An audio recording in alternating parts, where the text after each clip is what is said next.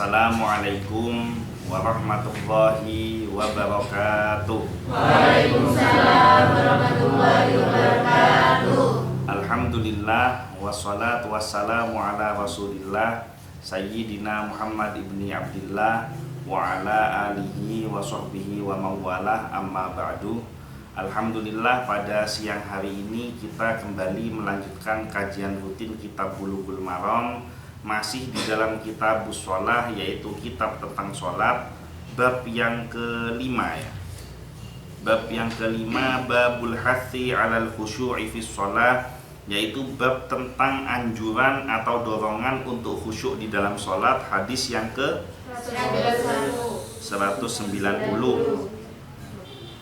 Wa an Abi Dzarrin radhiyallahu anhu, dan dari Abu Dzar radhiyallahu anhu, qala, beliau berkata, qala Rasulullah sallallahu alaihi wasallam, telah bersabda Rasulullah sallallahu alaihi wasallam, idza qama ahadukum, apabila telah berdiri salah seorang di antara kalian, fis shalah, di dalam sholat, artinya berdiri untuk mengerjakan sholat, fala yamsahil hasa, maka janganlah mengusap.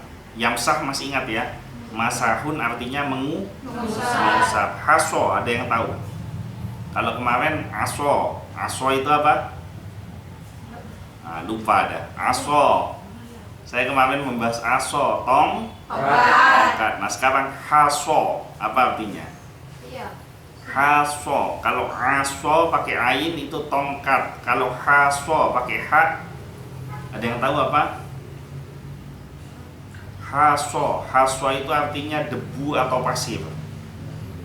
Jadi fala yamsahil haso artinya maka janganlah mengusap debu atau pasir di tempat sujudnya. Apabila seseorang sudah berdiri untuk mengerjakan sholat, maka janganlah mengusap debu atau pasir di tempat sujudnya atau di tempat sholatnya. Fa inna rahmata tuwajihuhu, karena sesungguhnya rahmat itu bersama dengannya.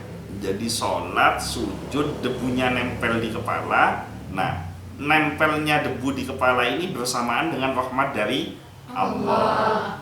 Rawahul khamsah, diriwayatkan oleh imam yang 5, bi isnadin sahihin, dengan sanad yang sahih, wazada Ahmad, dan ditambahkan oleh Imam Ahmad, wahidatan auda, usap sekali atau tidak sama sekali. Jadi kalau di dalam hadis yang khusus diriwayatkan oleh Imam Ahmad, ada tambahan boleh mengusap tapi usap sekali atau tidak sama sekali. Wa fis sahihi, dan di dalam hadis yang sahih, an Mu'aikibin, dari Mu'aikib, nahwuhu, ada hadis yang serupa.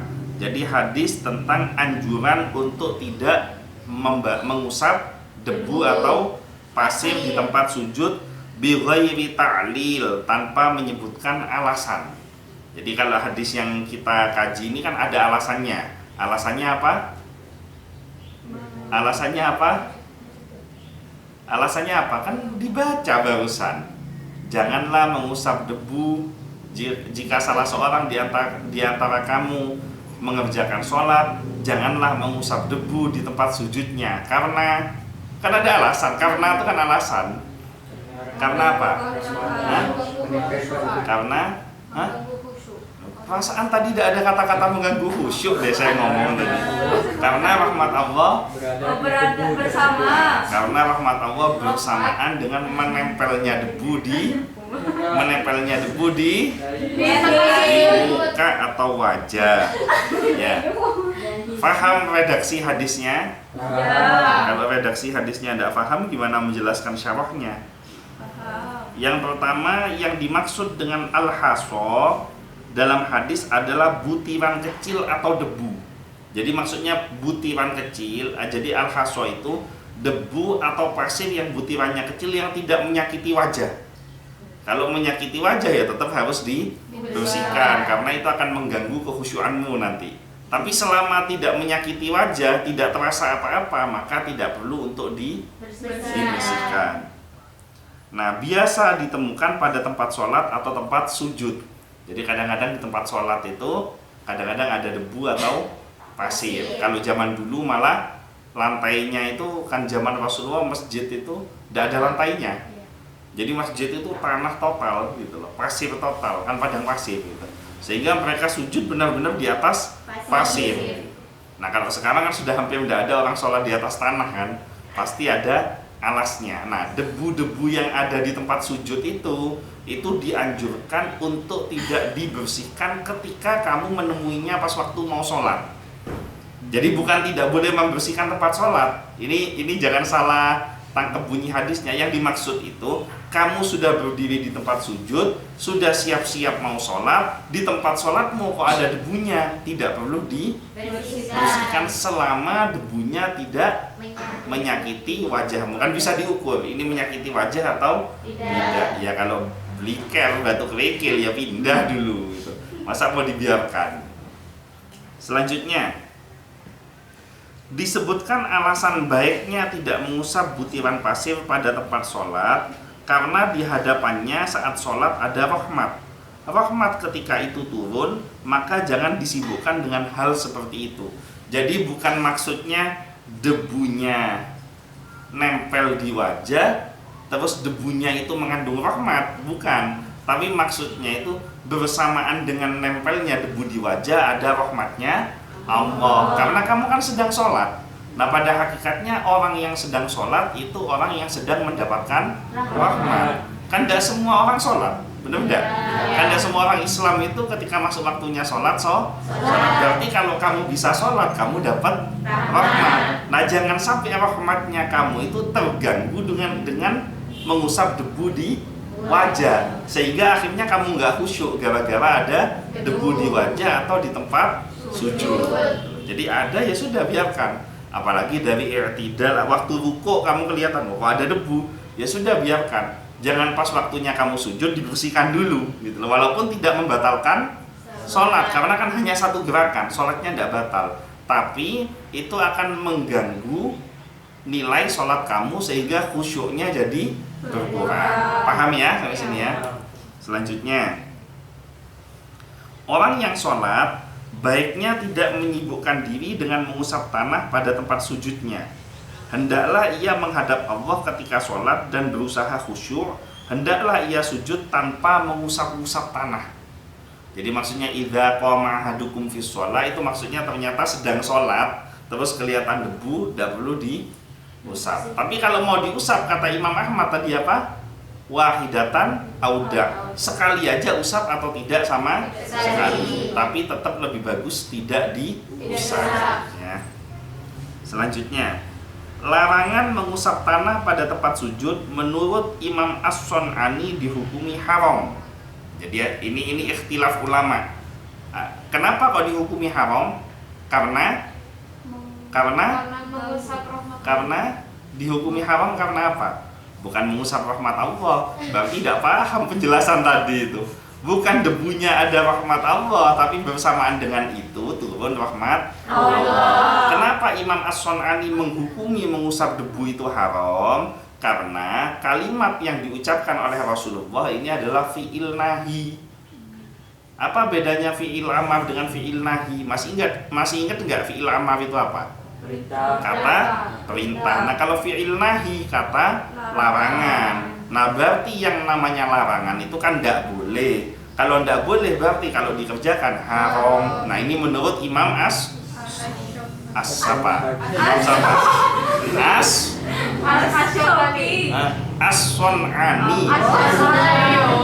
Imam As-Sun'ani.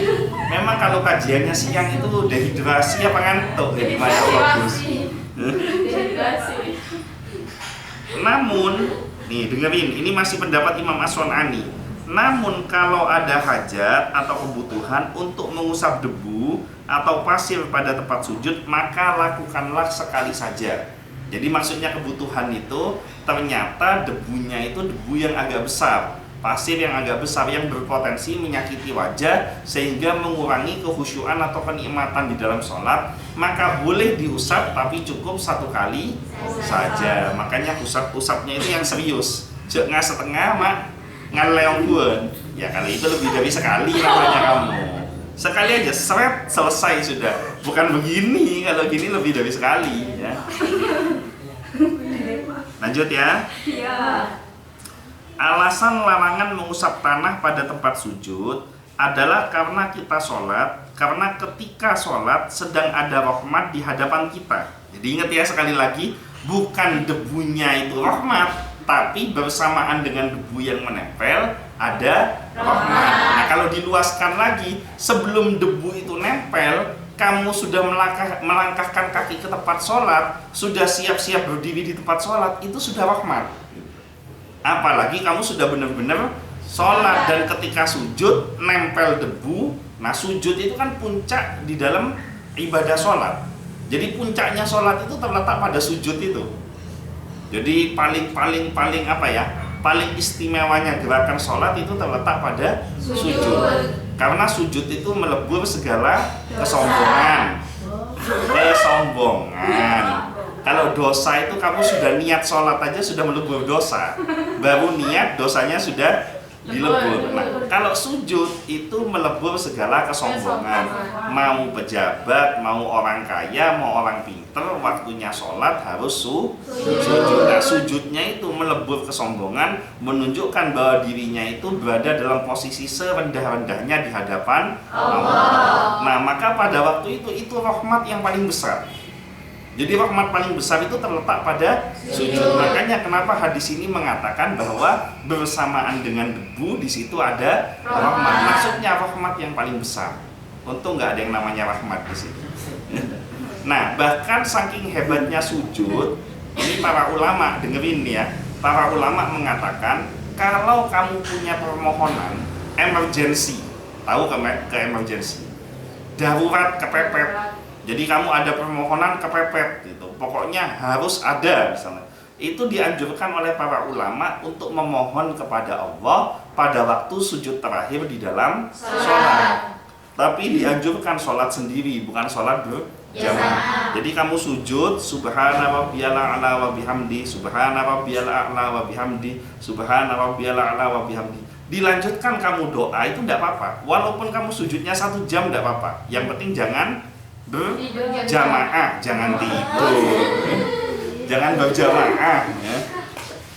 1, jangan berjamaah. Kenapa? Kalau berjamaah kamu akan ganggu yang lain. Bayangkan kalau imamnya doa sujud sampai 1 jam, makmumnya turun langsung pusing semua kalau sujud terus itu. Nah yang kedua, kalau kamu doanya menggunakan bahasa Indonesia atau bahasa Madura yang walaupun bahasa Arab tapi tidak ada bacaan-bacaan sholat di dalamnya, maka tidak boleh dilafalkan dengan lisan, cukup diucapkan di dalam hati. Terserah mau doa apa, mau doa minta rezeki, doa minta jodoh, doa minta sehat, doa minta apapun, itu pada waktu sujud terakhir di dalam sholat. Apalagi sholatnya sholat tahajud. Mohon solo ngocak santak, kita ada saya ngelakoni ya.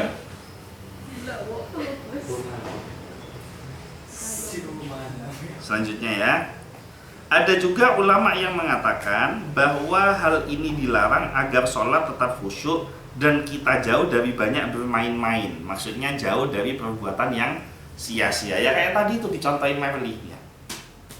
Apa jeng tanang ada iya kan mainan dia gitu.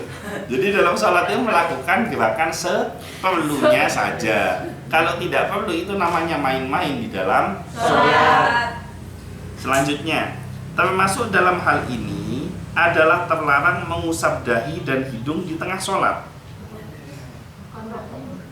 Hal ini menunjukkan banyaknya melakukan hal kesia-siaan dan tidak khusyuk. Bismillahirrahmanirrahim. Alhamdulillahirabbil alamin. Arrahmanirrahim. Ada enggak yang salah gitu?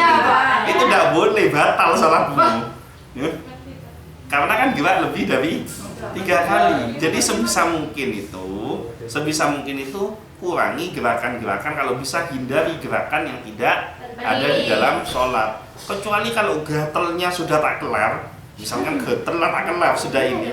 Boleh gerak, tapi geraknya itu cukup satu kali, seret, teken, sudah selesai gitu.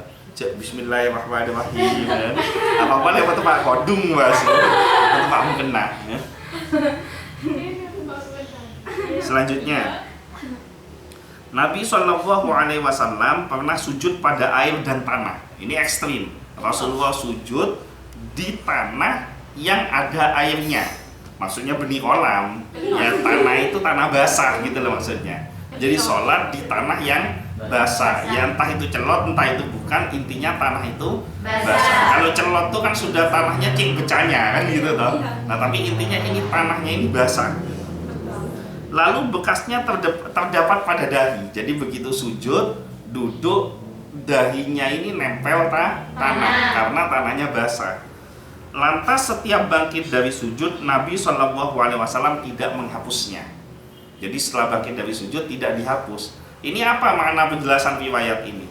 Kira-kira orang kalau sholat dahinya ketempelan tanah enak apa enggak? Enggak enak. Itu pun Rasulullah nggak mengusapnya, nggak bergerak. Nah ini nggak jelas begini-begini sholat begini-begini, ya kan? Nganu hidungnya ada apa-apa, ya ada pindah, ya ada apa hidungnya gitu, dipegang gitu.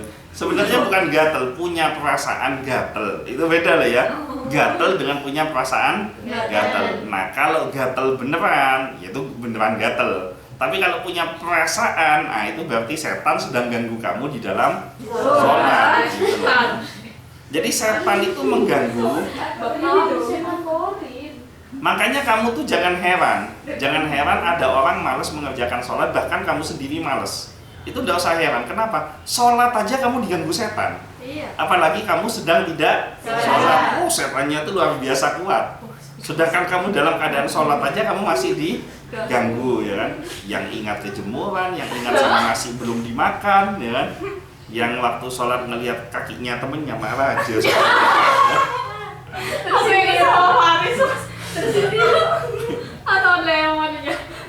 Yang waktunya sholat ngelihat anak cowok pakai baju di belakangnya ada tulisannya apa? Gladis. Ini Gladis. Tempat sholat Gladis berkah manfaat. Dan tempat apa? Jangan. Nah, itu diganggu dalam sholat, apalagi kamu sedang tidak sholat, pasti akan ada gangguan-gangguan. Maka kembali lagi, bersyukurlah kalau kamu bisa sholat, karena dengan kamu sholat pertanda kamu masih mendapatkan rahmat Allah, sementara banyak orang yang tidak bisa sholat, bahkan saking kepinginnya sholat tidak bisa, kepingin mau sholat tidak bisa. Ada nggak orang kepingin mau sholat tidak bisa? Ada. Contohnya apa saja? Satu, apa? Mari saja Pak, saya Itu bukan tidak bisa sholat, tidak kepingin sholat itu. Kita menjawab soalnya. Ya, contohnya apa? Kepingin sholat tapi tidak bisa sholat. Sakit masih bisa sholat. Orang sakit, orang gila mana ada keinginan mau sholat? Orang lumpuh masih bisa sholat. Kan sholatnya kan bisa dengan duduk, tidur, berbaring, dengan isyarat. Contoh ya, orang yang tidak bisa sholat. Pertama, orang yang bekerja ikut atasan yang bukan muslim dan dilarang untuk sholat dengan ancaman akan dipecat kalau mengerjakan sholat. Ada atau enggak? Ada, banyak kayak gitu. Atau contoh kedua, tinggal di daerah non muslim dan keselamatannya akan terancam ketika ketahuan mengerjakan sholat. Ada atau enggak? Nah, itu dia kepinginnya luar biasa mau sholat.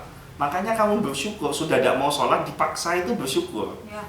Kan dipaksa di sini kan untuk sholat kan gitu.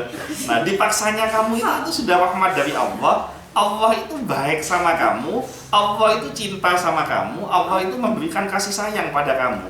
Kenapa? Kok dari sekian banyak orang yang ngelamar, kok bisa model-model begini yang diterima?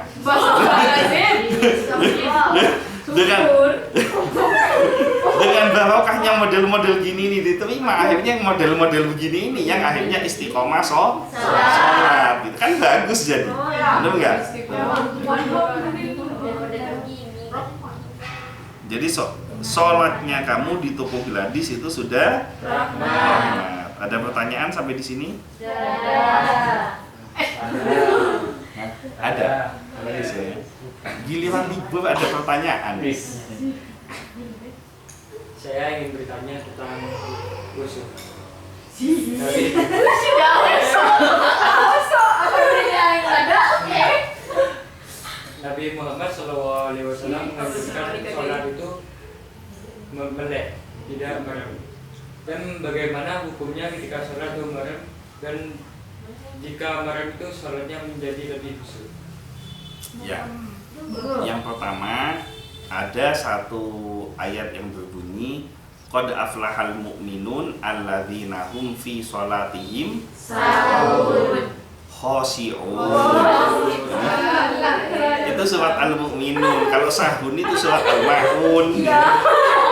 Beruntunglah orang-orang mukmin, yaitu orang-orang yang khusyuk di dalam sholat. Nah, khusyuk itu udah gampang.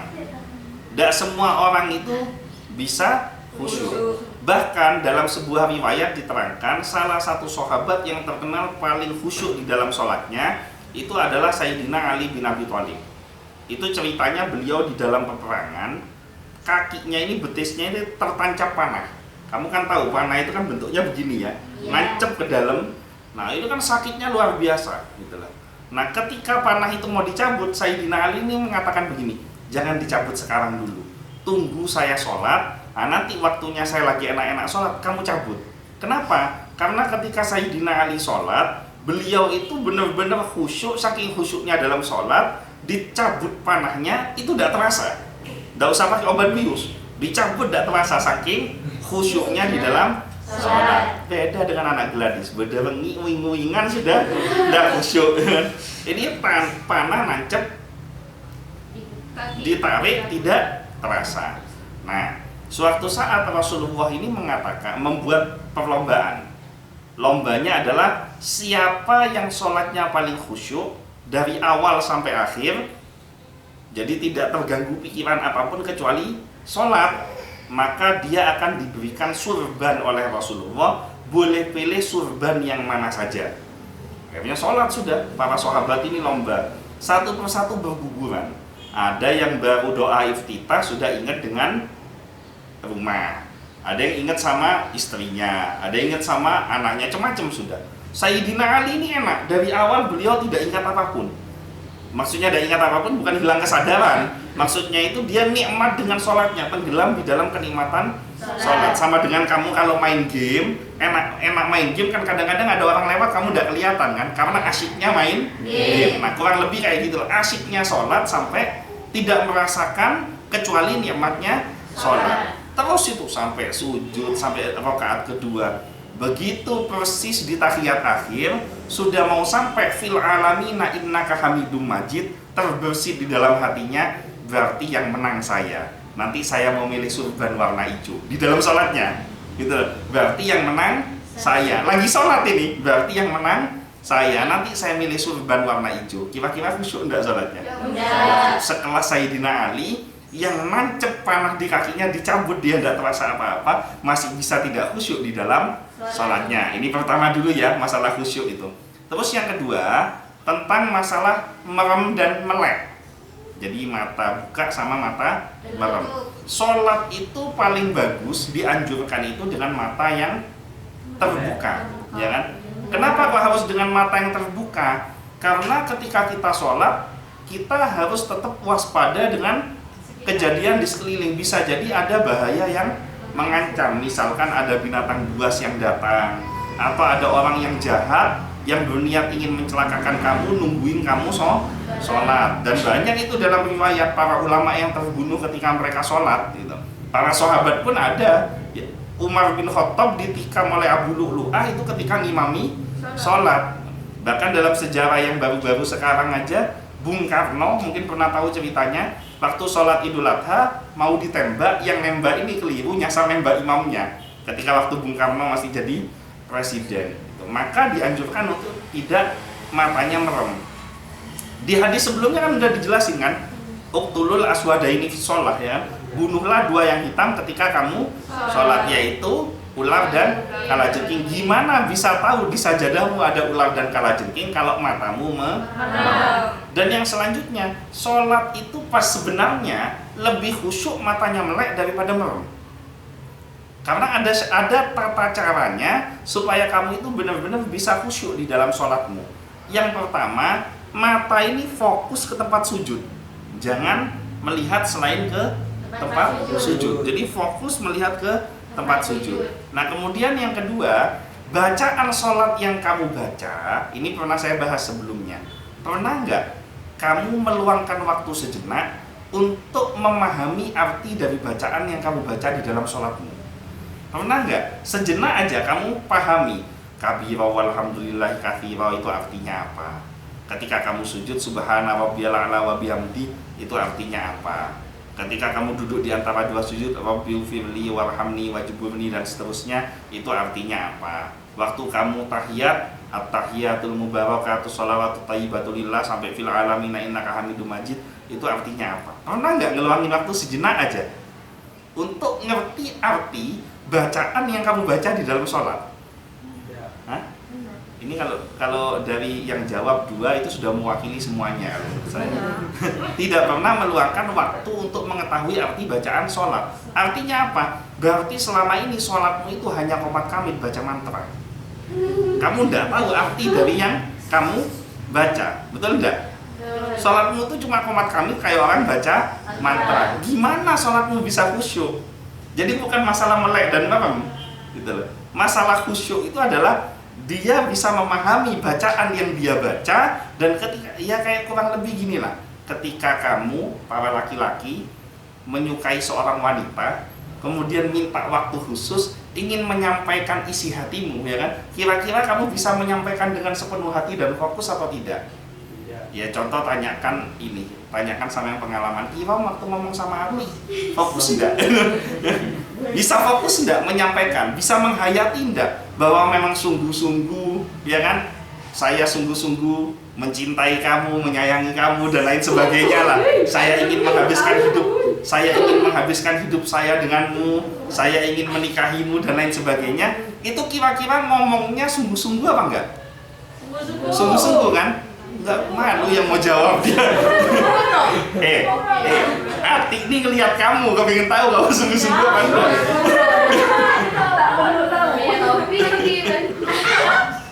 Nah, sungguh-sungguh kan? Benar nggak? Kenapa kok sungguh-sungguh? Kenapa kok sungguh-sungguh? Serius. Bukan, karena dia paham apa yang dia ucapkan. Apakah dia ngomong, manggilnya apa Kak? Bebek. Hah? Kak Ati apa? Manggil adik ya? Hah?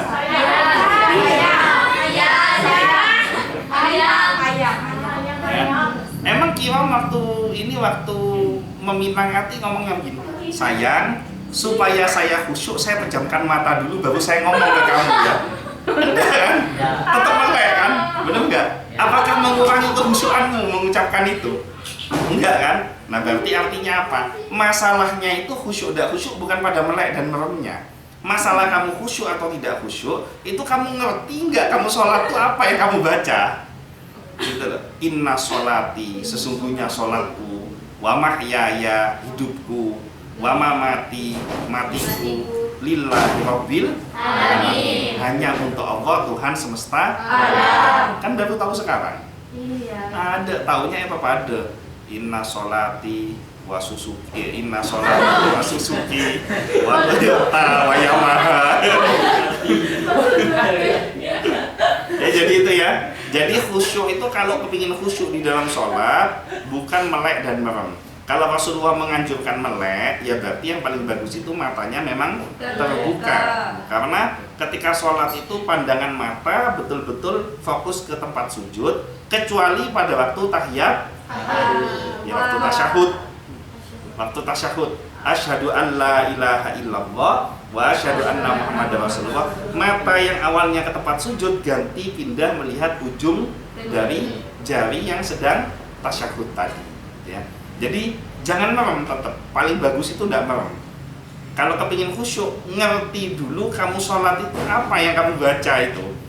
Berarti selama ini yang umur 20 tahun, 25, 30 berarti kalian 25 tahun cuma baca mantranya sholat dan tidak tahu artinya sholat. Pantes tidak pernah gembira dalam mengerjakan sholatnya gitu.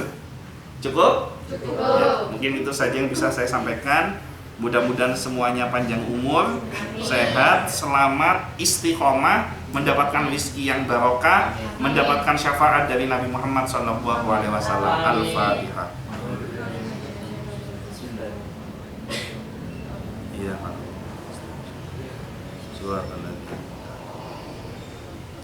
Mungkin itu saja yang bisa saya sampaikan, kurang lebihnya mohon maaf. Wallahul muwaffiq ila aqwamit thoriq, wabillahi taufiq wal hidayah. Wassalamualaikum warahmatullahi wabarakatuh.